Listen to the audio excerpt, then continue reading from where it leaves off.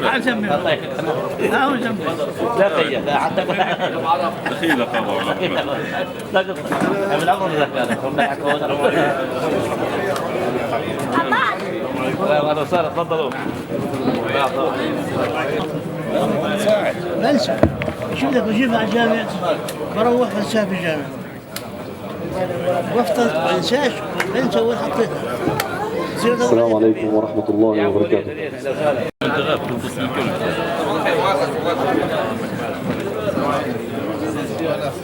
السلام عليكم. السلام الله. لا ما دخلنيش. عليك شرط الشيخ زيادة بتكوز على الثلاث الصف الأول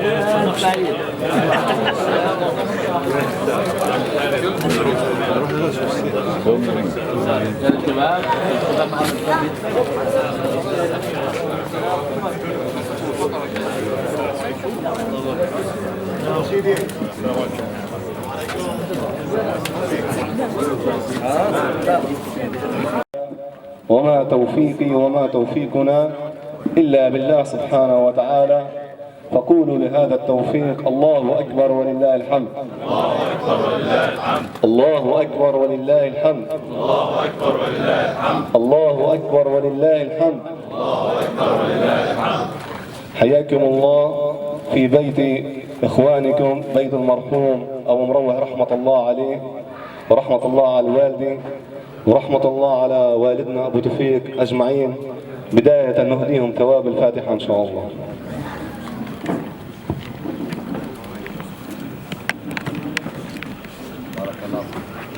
رحمة الله عليهم إن شاء الله. نسأل الله لهم إن شاء الله الجنة.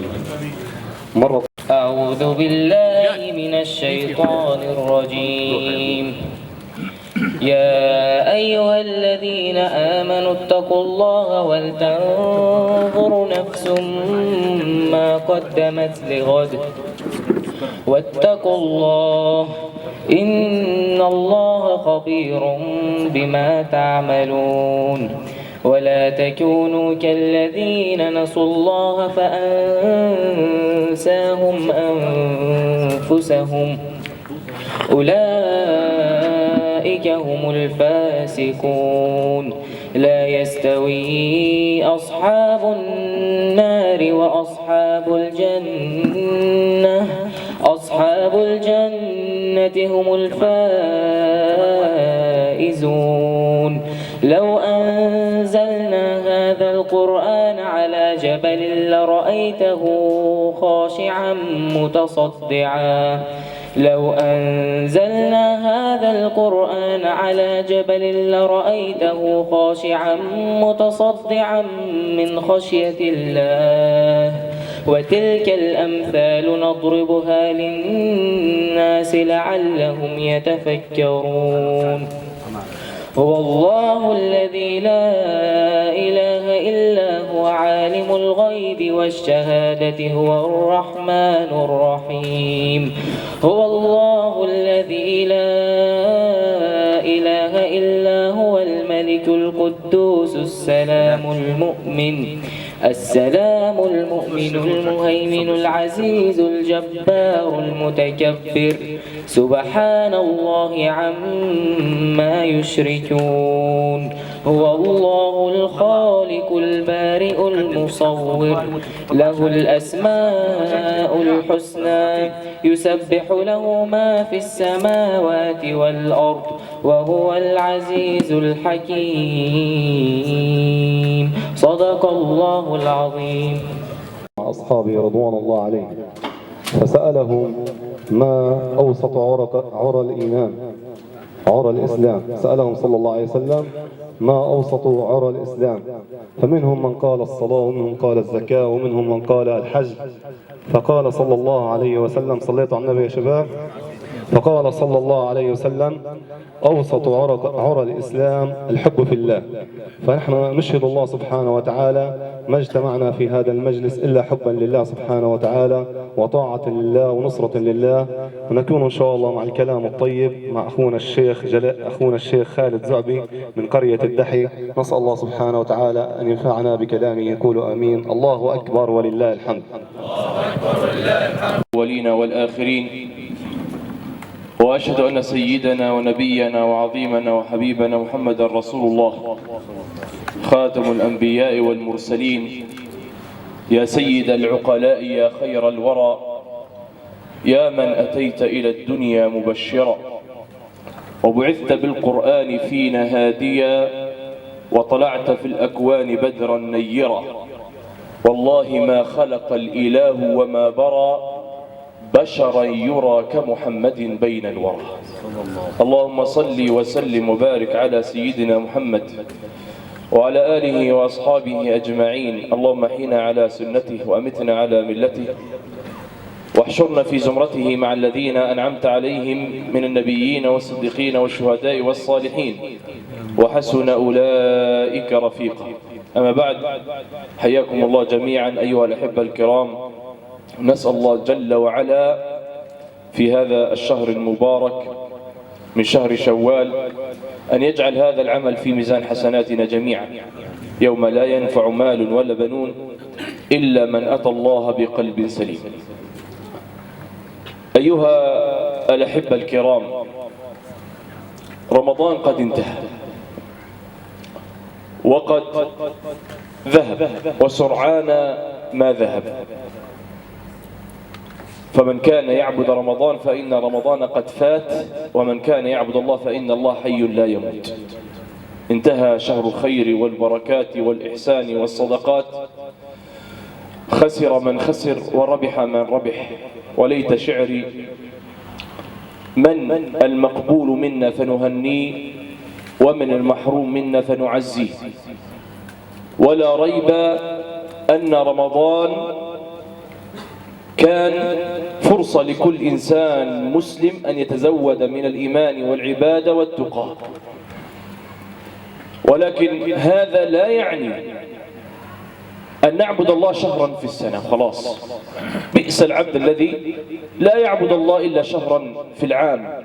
هذا ليس من صفات ولا من أخلاق المسلمين. صحيح أن رمضان الله عز وجل سهل فيه العبادة عن باقي الشهور، لأن الله عز وجل فتح فيه أبواب الجنة وغلق فيه أبواب النار وقيد وصفد الشياطين، فالعبادة سهلة.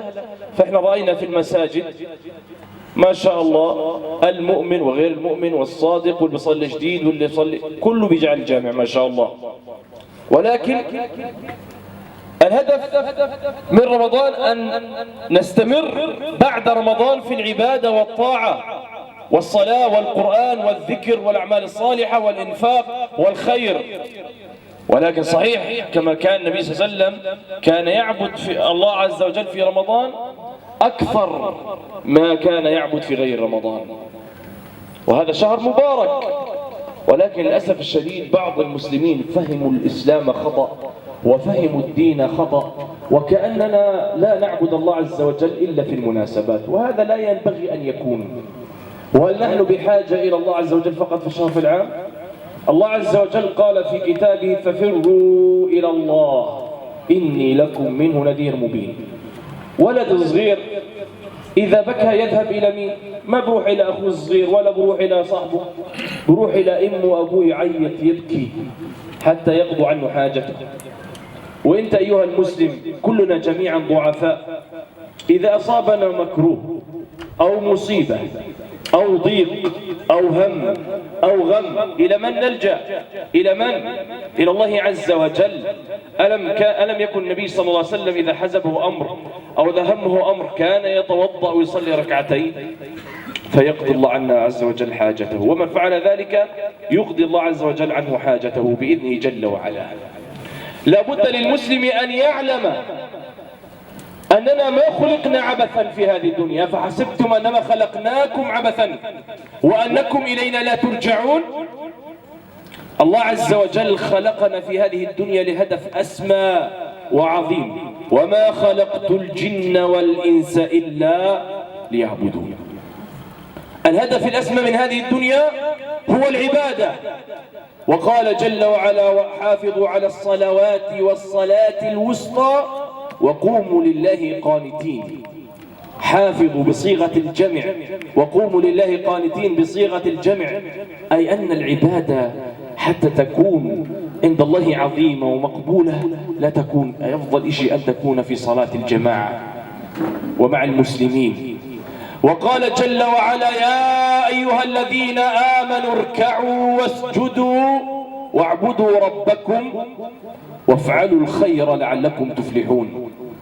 ولقد حذر الله سبحانه وتعالى أولئك الذين يتخلفون عن الصلاة أو يتركون الصلاة، فقال جل وعلا: فخلف من بعدهم خلف أضاعوا الصلاة واتبعوا الشهوات فسوف يلقون غيا، نار جهنم والعياذ بالله.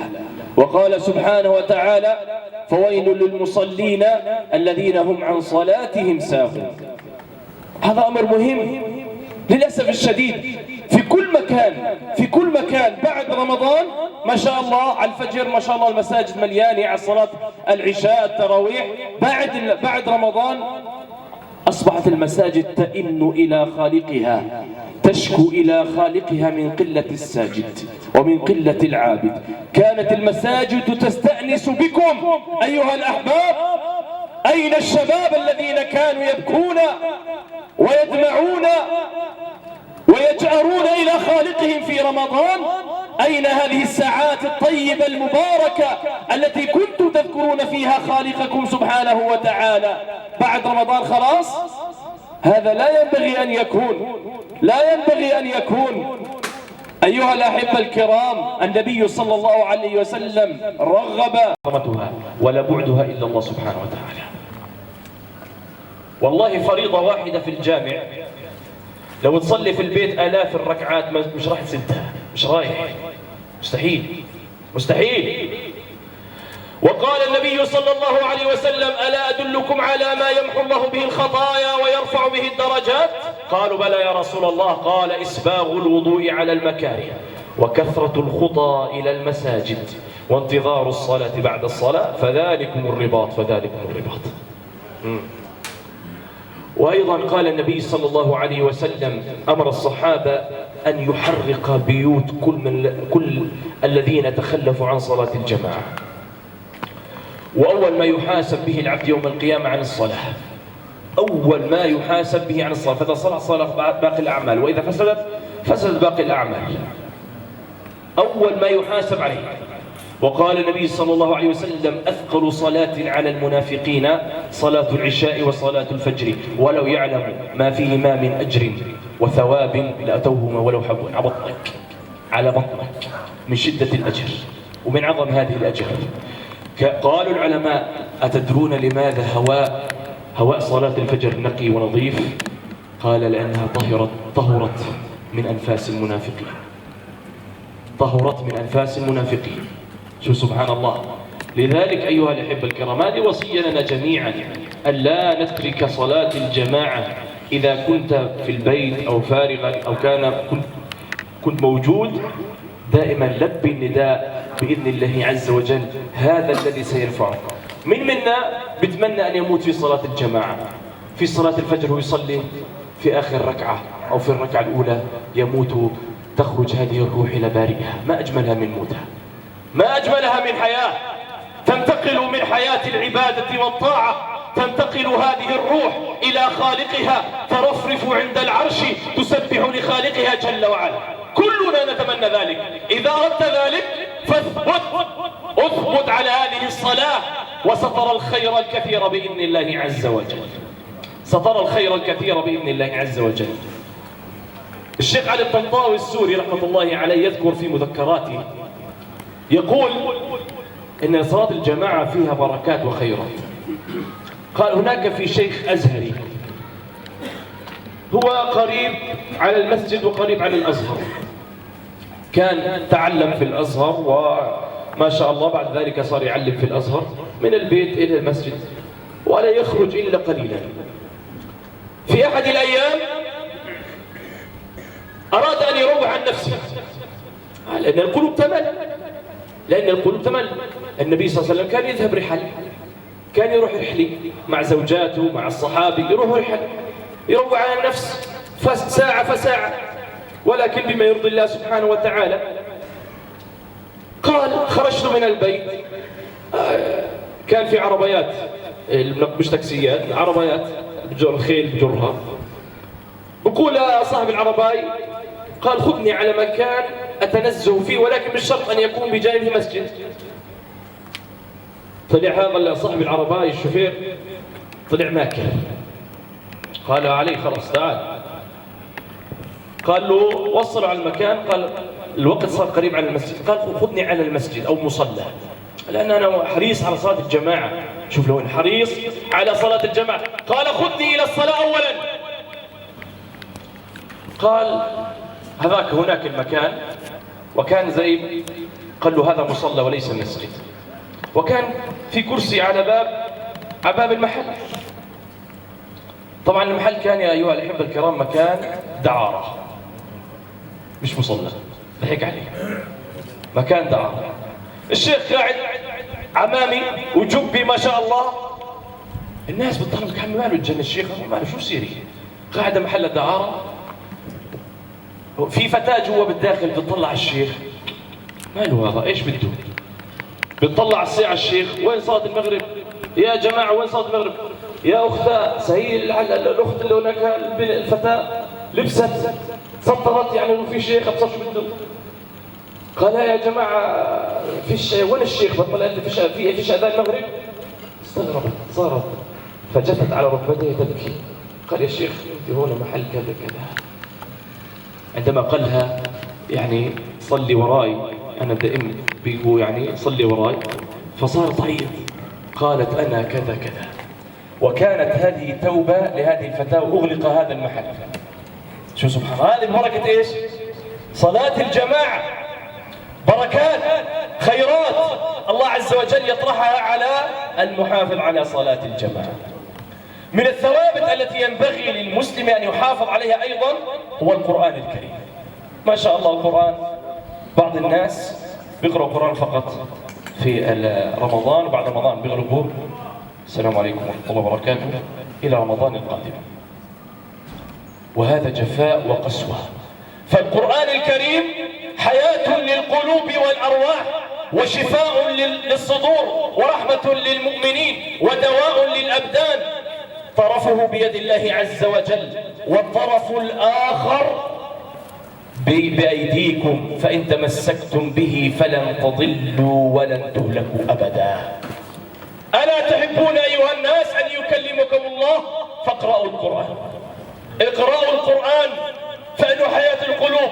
والله وبالله وتالله إني أعجب من أولئك الذين يصلون ويعبدون الله وهم لا يقرؤون آية في اليوم. أعجب، ما هذه القسوة وما هذا الجفاء.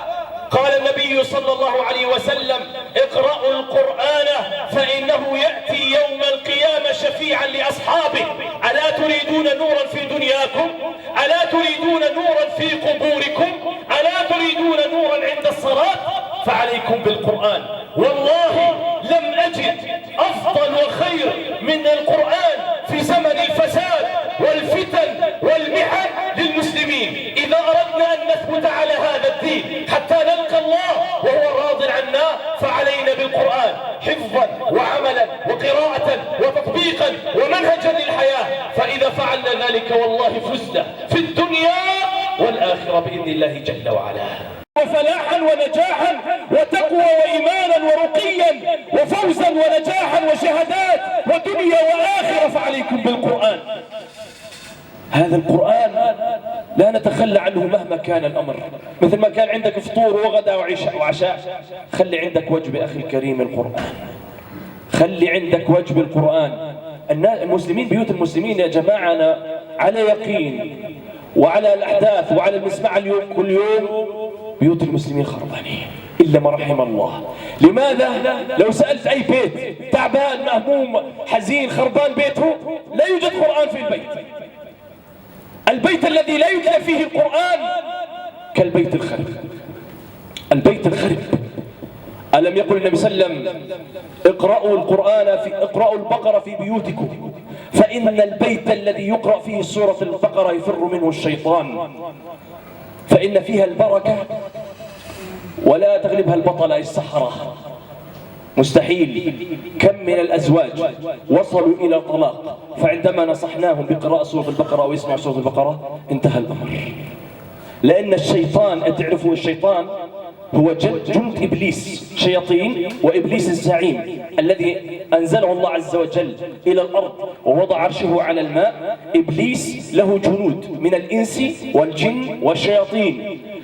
أتعلمون أعظم عمل يتقرب به الشيطان إلى إبليس حتى يرفع مراتب؟ إبليس عنده مراتب بيقرب إليه، أن يفرق الشيطان بين الزوج وزوجها. هذا أفضل عمل. عشان هيك نسبة الطلاق في عندنا في الداخل الفلسطيني علي أكثر من 35%.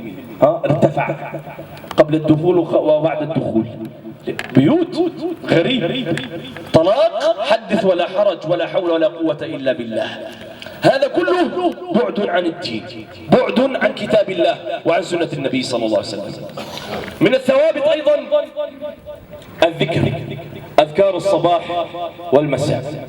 أذكار الصباح والمساء حتى الملتزمين، حتى من أهل المساجد إلا ما رحم الله، مقصرون في ذلك. يا عمي كما يجب أن يكون عندك ورد قرآني، يجب أن يكون عندك ورد أذكار الصباح والمساء، فهذا الحصن الحصين لك من العين والحسد والسحر وشر جميع الخلق. هذه نقطة مهمة جدا. أنا أقولها وأنا محروق. ليه؟ لأنني يعني غصب عني مريت في مرحلة ردحا من الزمن أن أعالج في القرآن من السحر والعين والحسد. فرأيت العجب العجاب، رأيت بيوت، أنا لا أقول عن عشرات ولا آلاف، من الجنوب إلى الشمال، آلاف بيوت عين سحر خرب بيت إلى آخره. وكي عمي في عندك ورد قرآن؟ لا، ما في واحد أجا عندي قلت له بس سؤالين هذول، عندك ورد القرآن؟ لا. تذكر الله صباحا ومساء؟ لا. خلاص أنت مش محصن. ألم يقل النبي صلى الله عليه وسلم العين حق؟ ألم يقل النبي صلى الله عليه وسلم في الحديث الصحيح أكثر أمتي يموتون بعد قضاء الله وقدره بالعين؟ ألم يقل النبي صلى الله عليه وسلم العين تدخل الرجل القبر وتدخل الجمل القدر؟ ألم يقل ذلك النبي صلى الله عليه وسلم؟ عشان هيك الله عز وجل ذكر في القرآن الكريم واذكر ربك بكرة وأصيلا. بكرة يعني صباحا، وأصيلا عند الغروب، وغيرها من الآيات والعشي والإبكار وغيرها. لماذا الله عز وجل جعل وردا أذكار الصباح وأذكار المساء؟ لكي تتحصن من الشيطان أيها المسلم. ألم يقول الله عز وجل إن الشيطان لكم عدو فاتخذوه عدو؟ والشيطان عدو يا جماعة. احنا نزلنا إلى الأرض والشيطان بيحاربنا. باش نحاربه؟ لا بالسيوف ولا بسلاح ولا إيش. باش نحاربه؟ بذكر الله. إياك أن تخرج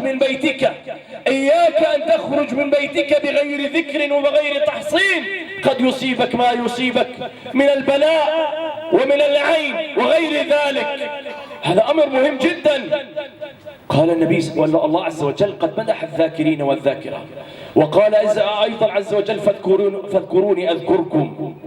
وقال النبي صلى الله عليه وسلم ألا أنبئكم بخير أعمالكم وأزكاها عند مليككم وأرفعها في درجاتكم، وخير لكم من إنفاق الذهب والفضة، وخير لكم من أن تلقوا عدوكم فتضربوا أعناقهم ويضربوا أعناقكم؟ قالوا بلى يا رسول الله. فقال سيد الخلق محمد صلى الله عليه وسلم ذكر الله.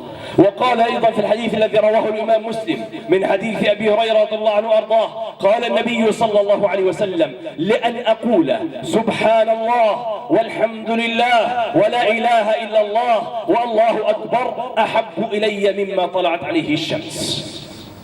نعم. وقال أيضا النبي صلى الله عليه وسلم للمغمومين لمن سكرت بوجه الدنيا من لزم الاستغفار جعل له من كل هم فرجا ومن كل ضيق مخرجا ورزقه من حيث لا يحتسب. ألم يقل الله عز وجل فقلت استغفروا ربكم إنه كان غفارا يرسل السماء عليكم مدرارا ويمددكم بأموال وبنين ويجعل لكم جنات ويجعل لكم أنهارا ما لكم لا ترجون لله وقارا وقد خلقكم أطوارا. أحد العلماء أحد المشايخ كان يعطي درسا في أحد المساجد عن فضل الاستغفار. بعد ما أنهى عن فضل الاستغفار جاءه رجل بالخمسينات والصلاح على وجهه، قال يا شيخ بارك الله فيك على هذا الدرس، مهم جدا كل المسلمين يعرفوا فضل الاستغفار. قال بالله، قل له الشيخ بالله عليك بين أنت عندك ورد الاستغفار؟ قال نعم. قال كم؟ قال أقل يوم 300,000. قال بالله عليك ماذا وجدت؟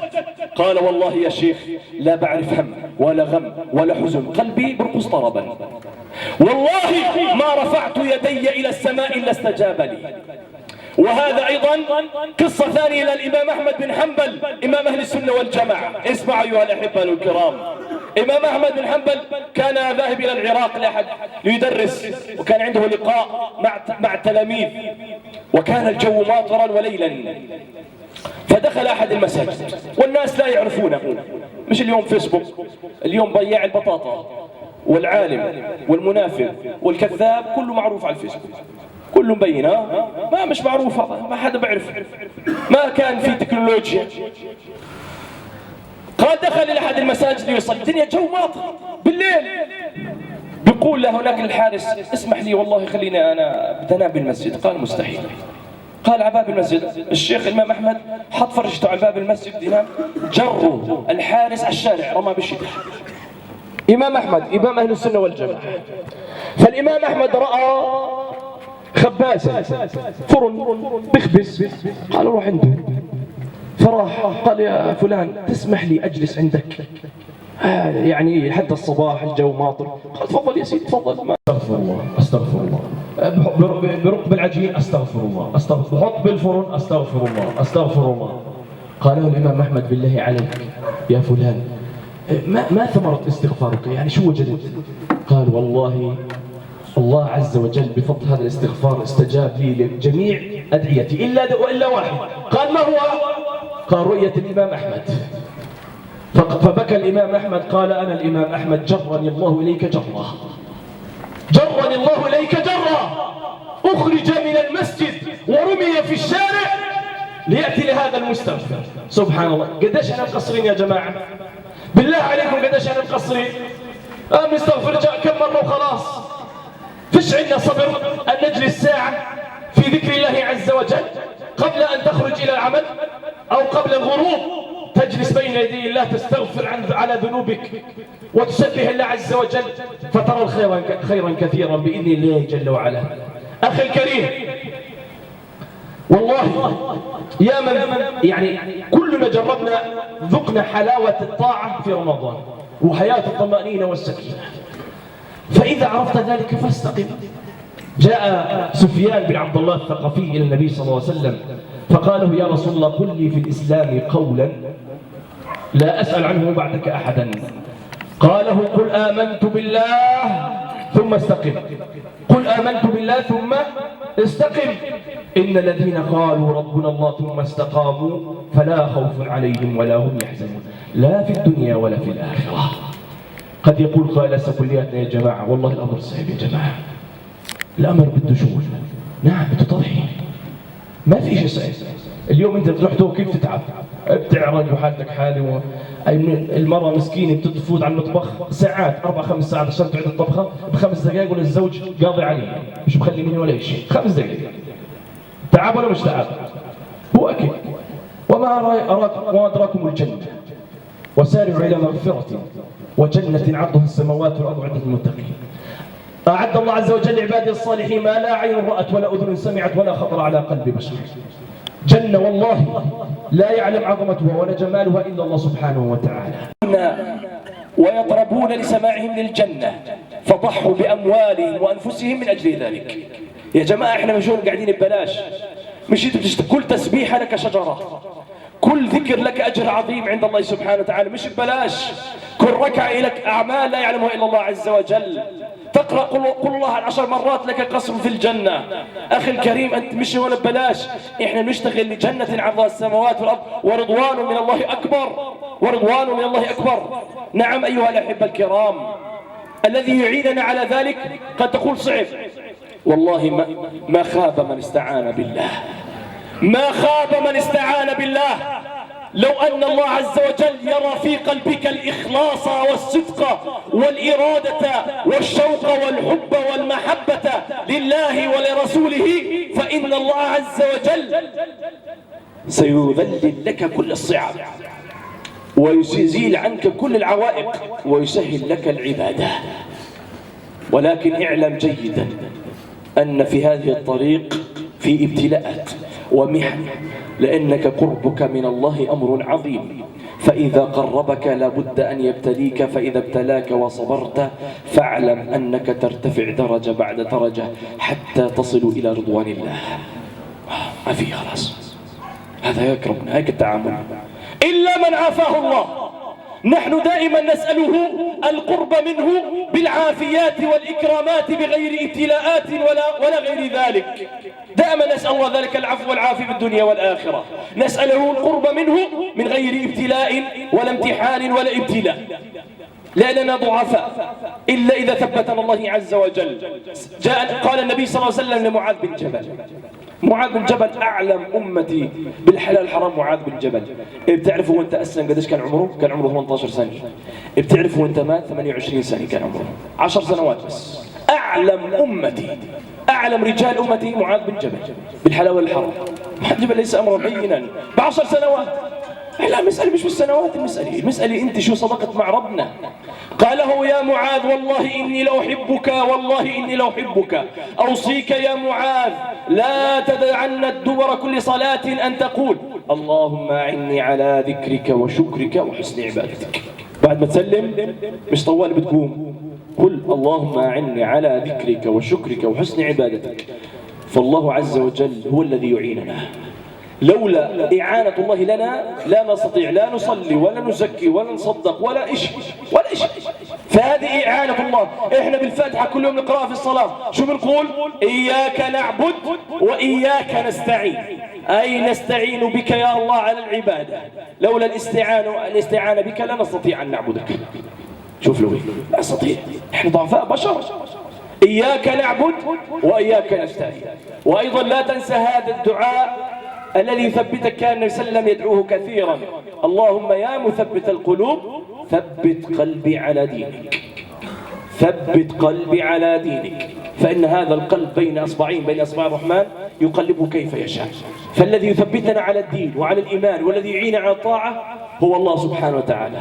لذلك أختصر أخي الكريم، أختصر وأقول لا ننسى أن يكون هناك ورد جميعا لنا قرآن الكريم.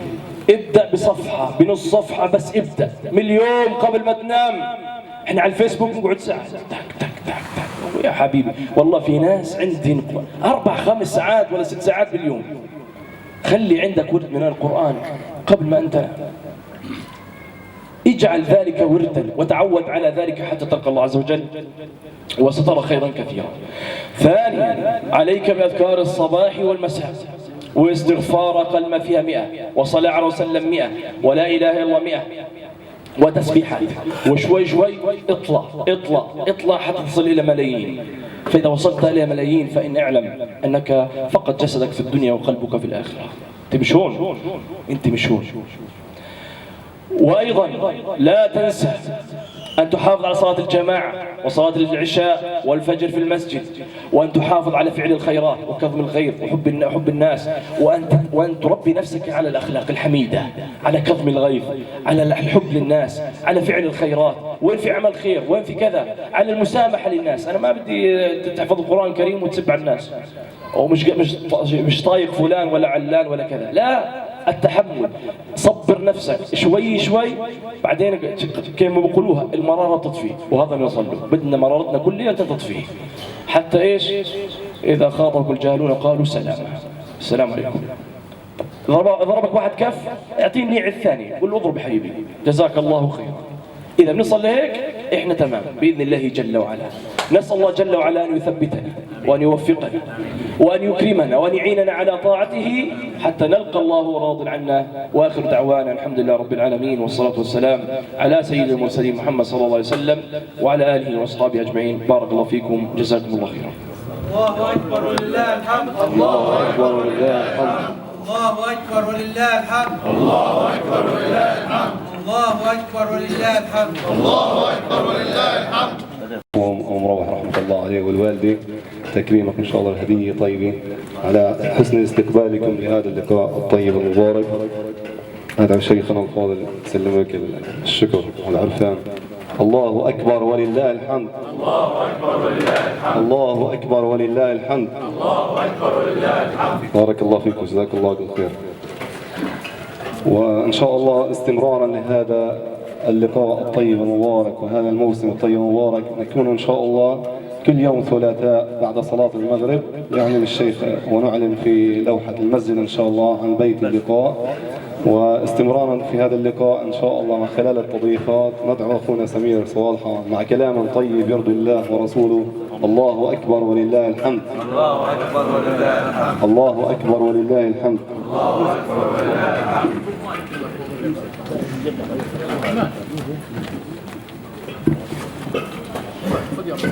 السلام عليكم ورحمة الله وبركاته.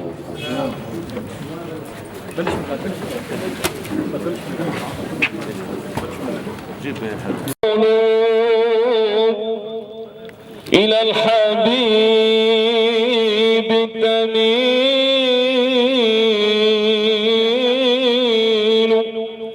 ومعي بذلك شاهد ودليل. أما الدليل إذا ذكرت محمدا صلوا عليه.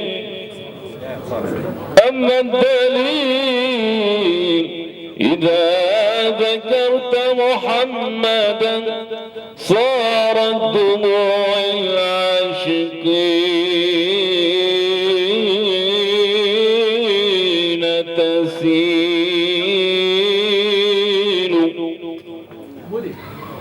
هذا رسول الله هذا المصطفى هذا لرب العالمين حبيب. صل يا ربي وسلم صل يا ربي على النبي خير البرية. صل يا ربي وسلم صل يا ربي وسلم على النبي خير البرية. روضة الغادين ويئات للمتقين. روضة الهادي نبينا ويئات للمتقين. كل من قالوا رضينا بالحبيب مولاي محمد. صل يا ربي وسلم صل يا ربي وسلم على النبي خير البرية. حبه عين الكمال إجابه عال عال وضالي. حبه عين الكمال إجابه عال عال وغالي. صحبه خير الرجال بايع الهادي محمد. صل يا ربي وسلم ضربوا ماشي طيب بلشنا شو بصلك بالجامعة خير البرية. يا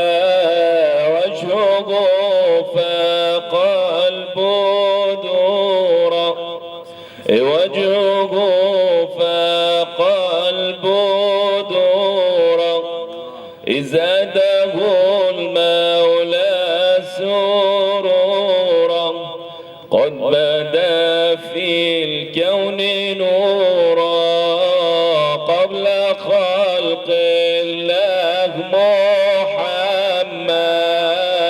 صل يا ربي وسلم، صل يا ربي وسلم على النبي خير البرية.